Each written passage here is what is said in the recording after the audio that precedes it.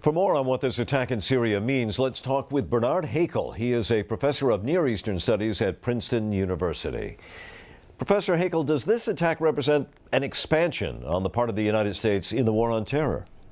Well, it's a new development, and it certainly sends a message that the United States might start treating the frontier with Syria the way it treats the frontier with Pakistan and Afghanistan, which is that it will cross that border if in hot pursuit or if it aims to target people who are based on the Syrian side of the border.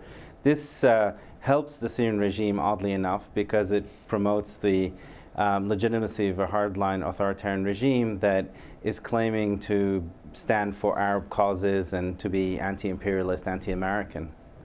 Well, there have been indications prior to this attack that Syria had actually been cooperating to try to stop foreign fighters from going into Iraq. So could this all be counterproductive as far as that process?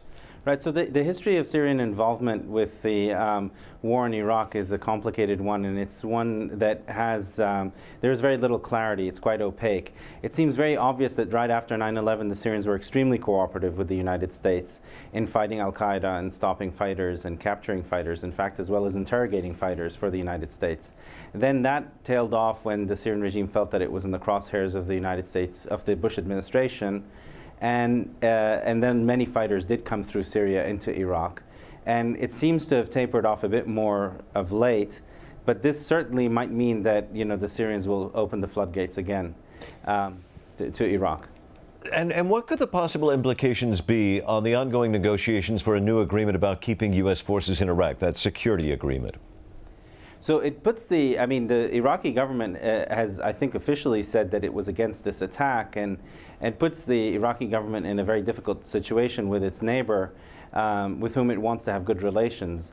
The security agreement, though, I think is going to be driven much more by domestic Iraqi concerns and considerations than what happens in Syria or Iran. Professor Bernard Haykel of Near Eastern Studies at Princeton University, thanks for talking with us today. Thank you.